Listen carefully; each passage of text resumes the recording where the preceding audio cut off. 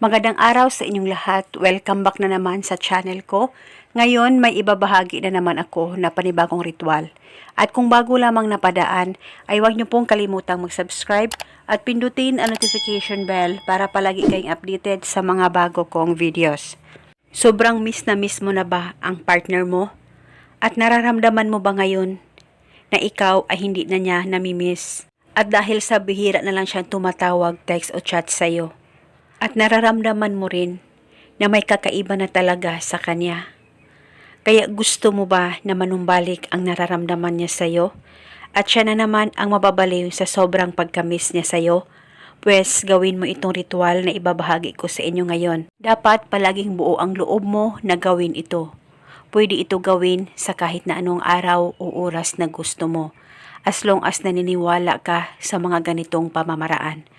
At gawin ito sa mabuting paraan at huwag abusuhin.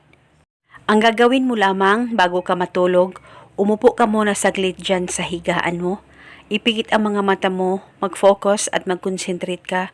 Pakaisipin mo siya at sambitin mo lamang ang mga salitang ito.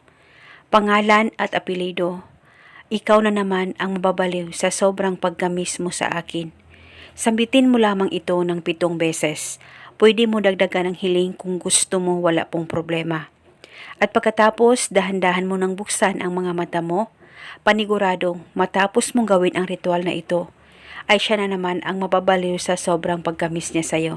At kinabukasan, ulitin mo ang paggawa ng ritual, gawin ito bago ka matulog. At pwede mo ito gawin hanggang kailan mo gusto. At paniguradong palagi kanyang mamimiss, malayo o malapit man kayo sa isa't isa. Basta palagi lang magtiwala at sabayan ng panalangin. At kung kayo ay may katanungan, mag-comment lang po kayo sa baba. Maraming salamat po sa panunood. May God bless.